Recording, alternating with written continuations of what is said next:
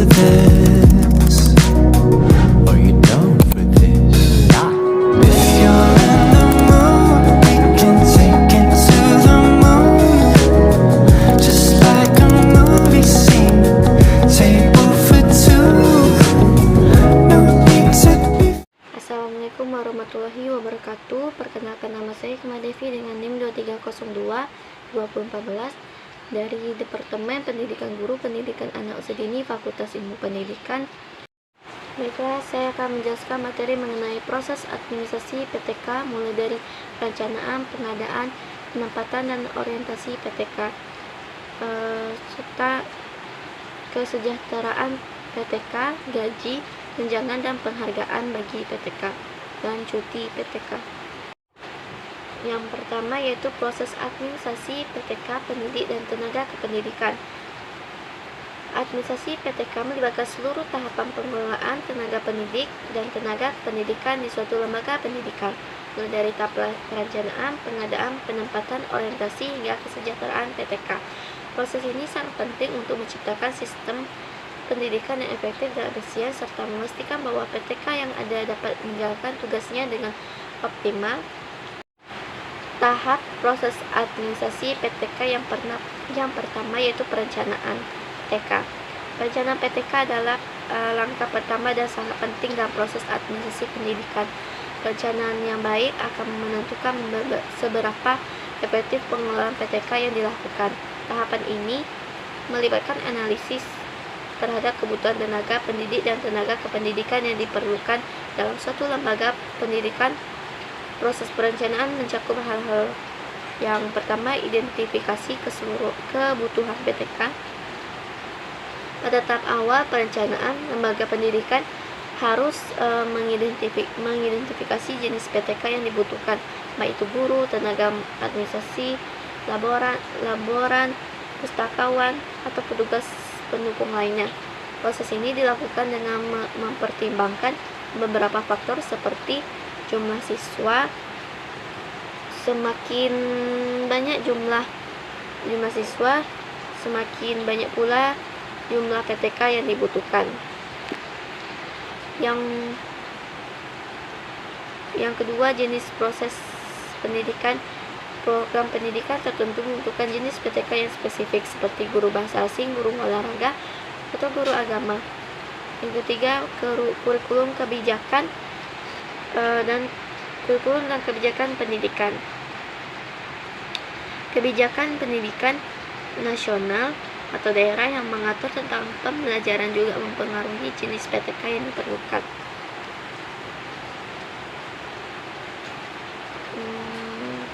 Hal yang keduanya, analisis kualifikasi dan kompetensi. Setelah mengetahui jenis dan jumlah PTK yang dibutuhkan, maka selanjutnya adalah menentukan kualifikasi dan kompetensi yang harus dimiliki oleh PTK tersebut. Misalnya, seorang guru harus memiliki sertifikat profesi atau gelar yang sesuai dengan mata pelajaran yang diajarkan. Selain itu, kompetensi dalam hal pedagogi dan profesionalisme juga harus diperhatikan. Yang ketiga, anggaran dan sumber daya. Perencanaan anggaran juga sangat penting untuk memastikan bahwa lembaga pendidikan dapat membiayai gaji, tunjangan, pelatihan, dan fasilitas lainnya untuk PTK. Penyusunan anggaran ini harus mempertimbangkan berbagai aspek termasuk alokasi untuk pendidikan dan pelatihan PTK agar mereka dapat meningkatkan kompetensinya. Yang keempat, sosialisasi rencana. Setelah perencanaan disusun, penting untuk mensosialisasikan rencana tersebut kepada pihak terkait seperti kepada kepala sekolah, dinas pendidikan, dan pihak pengelola pendidikan lainnya agar dapat mendapatkan dukungan dan klarifikasi lebih lanjut. Yang materi selanjutnya, pengadaan PTK. Pengadaan PTK adalah tahap perekrutan atau seleksi untuk memenuhi kebutuhan PTK yang telah direncanakan. Kebutuhan PTK yang telah direncanakan, pengadaan ini tidak hanya melibatkan rekrutmen, tetapi juga seleksi yang ketat untuk memastikan hanya PTK yang berkualitas yang diterima. Tahapan ini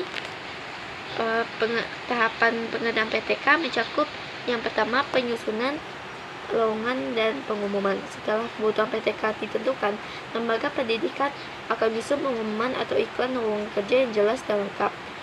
Pengumuman ini biasanya mencakup posisi atau jabatan yang dibutuhkan, misalnya guru matematika, laboran, pustakawan. Persyaratan kualifikasi seperti pendidikan terakhir, pengalaman, sertifikasi. Prosedur pendaftaran tenggat waktu, lokasi dan kontak yang bisa dihubungi. Pengumuman ini dapat disebarkan melalui berbagai saluran seperti media sosial, website resmi lembaga pendidikan, surat kabar, atau papan pengumuman di sekolah.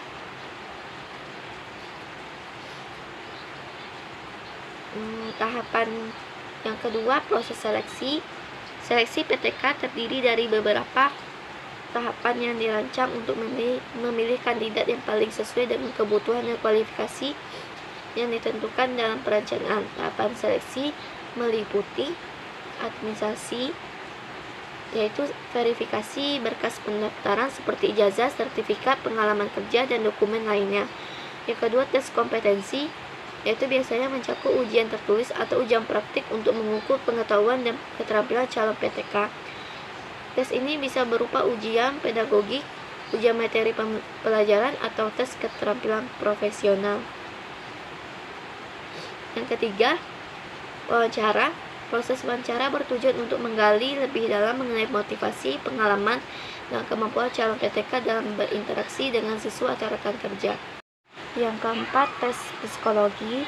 Beberapa lembaga pendidikan juga melakukan tes psikologi untuk memastikan calon PTK memiliki kecocokan kepribadian dan mental yang sesuai dengan tuntutan pekerjaan di bidang pendidikan. Materi yang selanjutnya itu keputusan seleksi dan penandatanganan kontrak.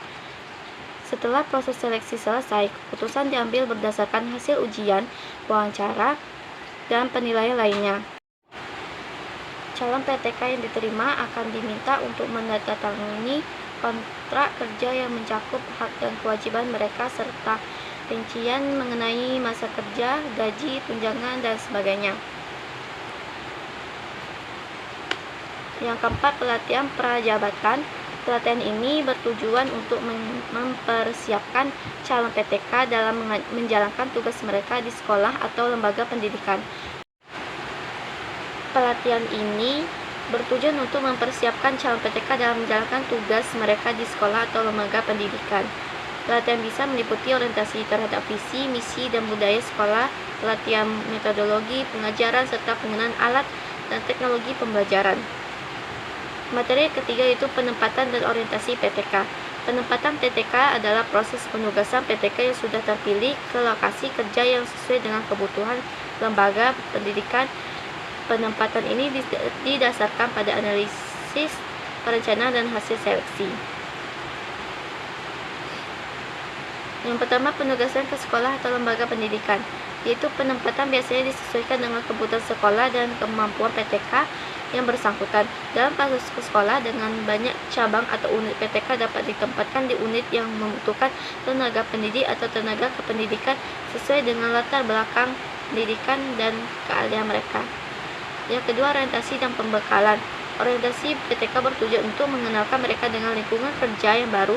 Program orientasi ini meliputi pengenalan visi dan misi sekolah, yaitu memberikan pemahaman kepada PTK tentang tujuan pendidikan lembaga tersebut. Yang selanjutnya, pengenalan tim kerja. Memperkenalkan PTK kepada rekan-rekan sejawat dan kepala sekolah. Yang ketiga, sistem pembelajaran dan manajemen sekolah, yaitu melatih PTK untuk mengoperasikan sistem administrasi dan manajemen sekolah, serta kebijakan terkait pengajaran dan penilaian.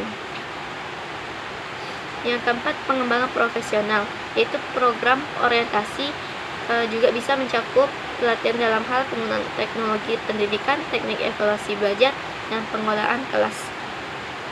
Materi keempat yaitu kesejahteraan PTK, gaji, tunjangan, dan penghargaan. Kesejahteraan PTK adalah faktor yang sangat penting untuk memotivasi PTK agar dapat bekerja dengan maksimal. Kesejahteraan ini mencakup berbagai aspek, mulai dari gaji, hingga penghargaan yang diterima berdasarkan kinerja mereka. Yang pertama itu gaji PTK. Gaji adalah kompetensi finansial yang diberikan kepada PTK atas pekerjaan yang mereka lakukan. Besaran gaji PTK biasanya ditentukan oleh pendidikan dan sertifikat PTK dengan kualifikasi lebih tinggi seperti gelar S2 atau S3 atau sertifikat profesi. Umumnya menerima gaji yang lebih besar. Yang kedua, jabatan. PTK yang menjabat sebagai kepala sekolah atau koordinator mata pelajaran bisa mendapatkan gaji lebih tinggi dibandingkan dengan guru biasa. Yang ketiga, masa kerja. Itu PTK yang sudah berpengalaman cenderung mendapatkan gaji yang lebih tinggi. Yang kedua yaitu tunjangan PTK. Selain gaji pokok, PTK juga berhak mendapatkan berbagai tunjangan. Tunjangan yang umum diberikan yaitu yang pertama tunjangan fungsional. Tunjangan yang diberikan berdasarkan jabatan fungsional yang dipegang oleh PTK, misalnya tunjangan untuk guru berprestasi atau guru yang telah mengikuti program sertifikat. Yang kedua, tunjangan profesi.